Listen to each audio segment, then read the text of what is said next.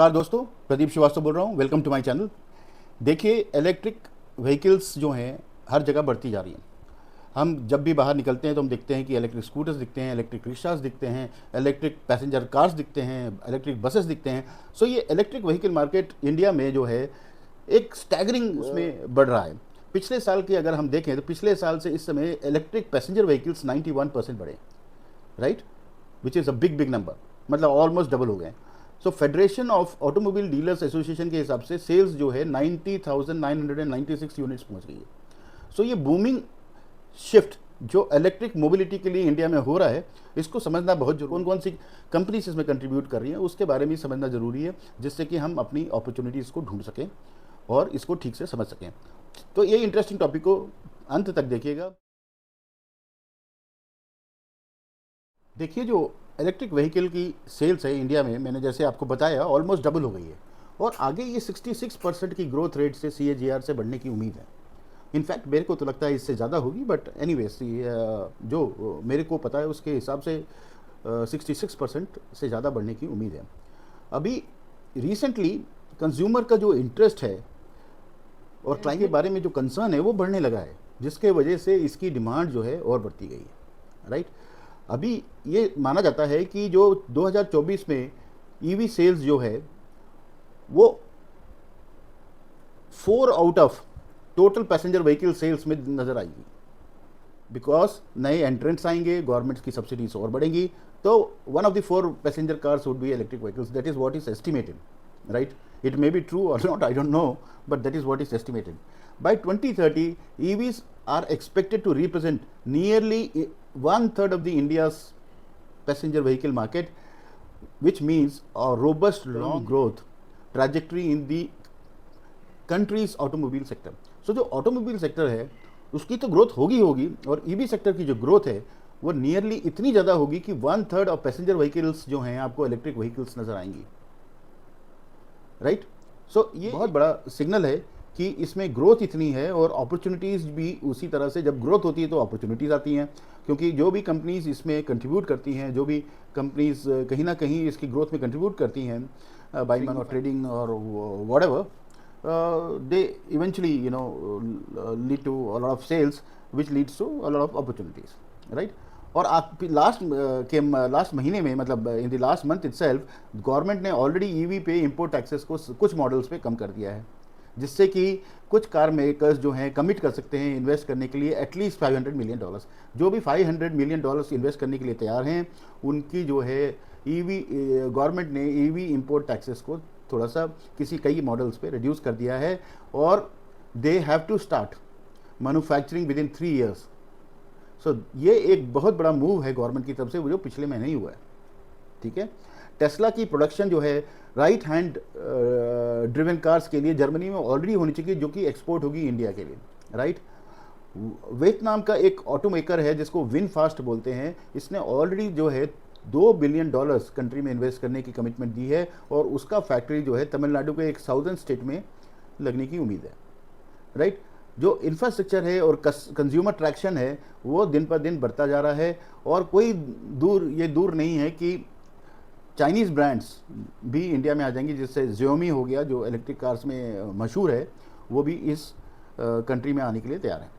सो जो EV market है, right, उसमें आप एक ब्रॉडर वैल्यू चेन देखेंगे, जो कि एक, और उसके साथ साथ रिसर्च एंड डेवलपमेंट देखेंगे, एक्सपोर्ट अपॉर्चुनिटीज़ देखेंगे। So what I mean to say, मैं इन सारी चीज़ों को क्यों बता रहा हूँ, क्योंकि ये अपॉर्चुनिटीज़ हैं। कोई ना कोई कंपनी इन चीज़ों पे काम करेगी, जो भी कंपनी इस चीज़ों पे काम करती है वो ऑब्वियसली ग्रो होगी, बिकॉज उनके लिए अपॉर्चुनिटी है, वो ग्रो होगी तो हमारे लिए इन्वेस्टमेंट अपॉर्चुनिटीज़ है, अगर हम इस मार्केट में इन्वेस्ट करना चाहते हैं, राइट। जब ये रिसर्च एंड डेवलपमेंट सेंटर्स होंगे तो कंपनीज लाइक क्वालकॉम, मीडियाटेक, ये सारी आएंगी इंडिया में। ब्लैकबेरी आएगी, क्योंकि ब्लैकबेरी के कुछ कंपोनेंट्स बनाती है जो कि सेफ्टी और सिक्योरिटी सॉफ्टवेयर में काम आते हैं, right. So that is the whole thing as far as the electric vehicles are concern, electric vehicle market is concern in India. तो सबसे ज़रूरी चीज़ है, हमें ये समझना ज़रूरी है कि ये EV का जो इलेक्ट्रिक व्हीकल्स का जो है बूम इंडिया में क्यों हो रहा है, किस कारणों की वजह से हो रहा है, ये समझना बहुत ज़रूरी है, राइट। तो पहली मैं इसके मतलब 8-10 कारण हैं। So let me break it down.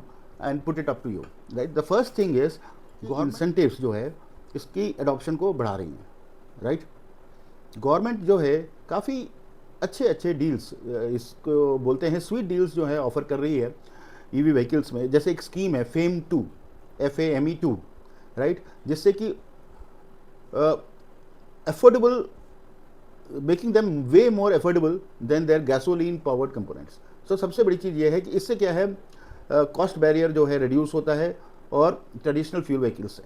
सो ये FAME2 जो है 2019 में लॉन्च हुआ था, और आज तक जो है जब से लॉन्च हुआ है, जो सब्सिडाइज्ड सेल्स है वो करीब 1.3 मिलियन टू व्हीलर्स है, 150,613 थ्री व्हीलर्स है, और करीब 18,794 जो हैं फोर व्हीलर्स हैं। सो जो ये इंसेंटिव्स हैं वो कंज्यूमर को ड्राइव कर रहे हैं to choose more sustainable and environmentally friendly transportation option. ये हम सबको पता है कि जो फ्यूल कॉस्ट है इंडिया में वो दिन पर दिन बढ़ता ही रहता है, और उसके लिए कोई कुछ नहीं कर सकता। इनफैक्ट लोअर मिडिल क्लास और बाकी लोगों के लिए एक बहुत बड़ी दिक्कत का सामना करना पड़ता है। सो ये जो फ्यूल प्राइसेस बढ़ते ही जा रहे हैं और ये आपके बजट को हिट करते हैं, इसीलिए लोग अब धीरे धीरे उनका प्रेफरेंस जो है इलेक्ट्रिक व्हीकल्स के ऊपर जा रहा है, क्योंकि अवेयरनेस में कुछ ना कुछ कंट्रीब्यूट करें।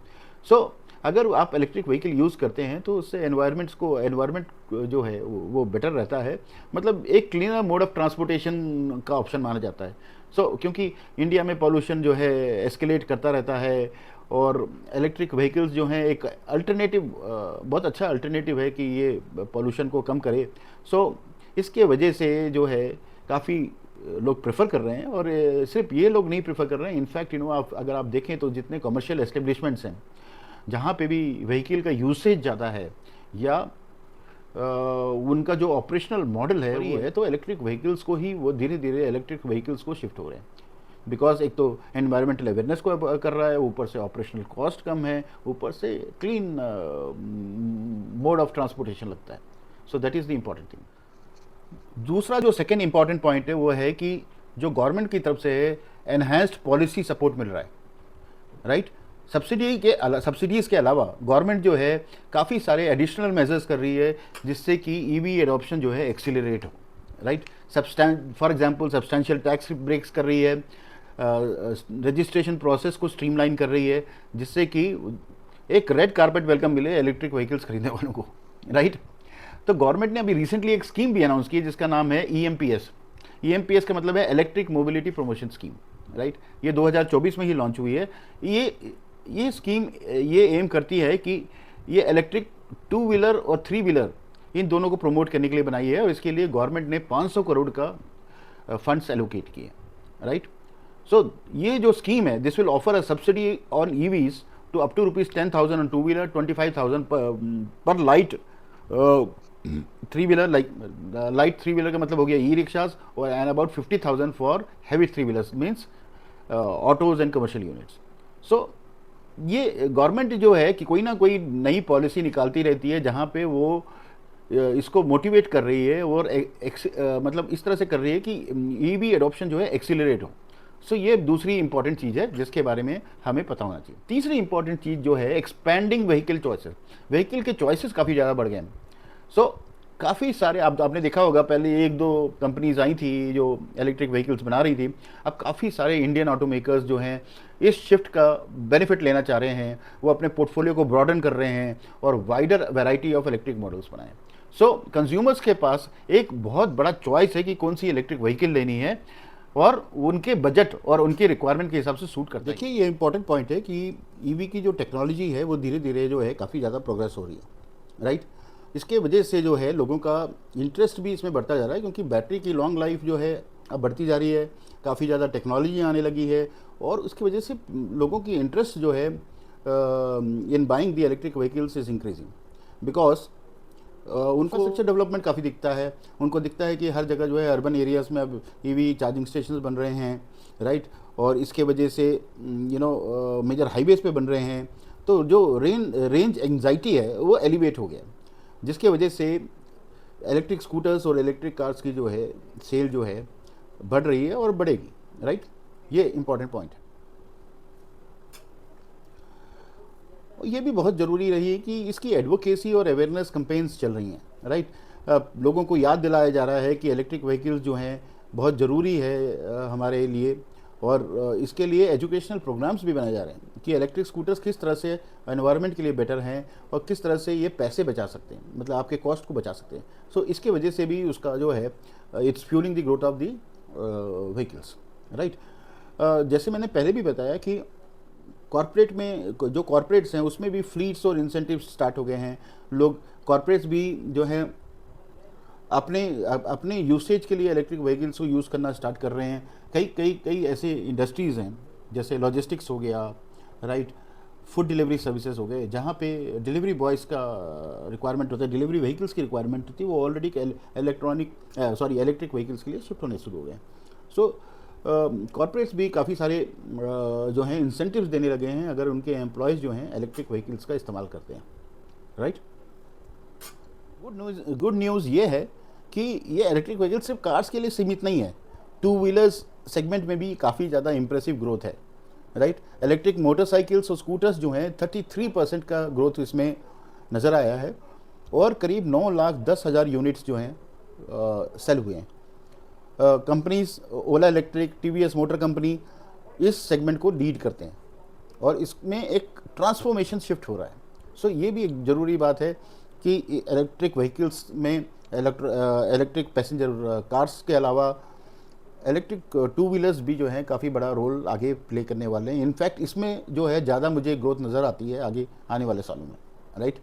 इलेक्ट्रिक रिक्शाज हो गए, इलेक्ट्रिक बसेस हो गए, ये सारे जो हैं सेगमेंट्स ग्रो होंगे। देखिए आप देखेंगे तो मैंने वीडियो में काफ़ी सारे ग्राफ्स दिखाए हुए हैं जिसमें वो भी दिखाए हुए हैं कि कौन से कंपनीज़ में कितनी ग्रोथ हुई है पिछले एक साल में। सो कहने का मतलब ये है कि ये कंपनीज जो हैं इलेक्ट्रिक व्हीकल्स के लिए अभी कंट्रीब्यूट कर रही हैं और ये क्लियर इंडिकेशन है कि अगर इन व्हीकल्स ये लिस्टेड कंपनीज हैं तो इसमें एक अपॉर्चुनिटी आपको दिखनी चाहिए और पॉसिबली है, और इसको आप स्टडी करके इसके बारे में ज़रूर इसके बारे में चिंतन मंथन करें कि क्या इसमें इन्वेस्टमेंट करना इम्पॉर्टेंट है या नहीं है। बट मेरे हिसाब से, जहाँ तक मैं कोई फाइनेंशियल कंसल्टेंट नहीं हूँ, बट मुझे लगता है कि इसमें ग्रोथ अपॉर्चुनिटीज़ बहुत ज़्यादा हैं और आने वाले सालों में मतलब 2030 तक it is going to be a sea change as far as the electric vehicles are concern. जो कंज्यूमर्स हैं उनमें एक सबसे बड़ी इशू जो आती है वो है रेंज एंजाइटी की आती है। रेंज एंजाइटी का मतलब ये होता है कि उनको डर रहता है कि बैटरी कहीं ख़त्म ना हो जाए चार्जिंग स्टेशन से पहले। सो ये एक बहुत बड़ा इशू है और इसीलिए थोड़ा सा ये एक रोड ब्लॉक सा है।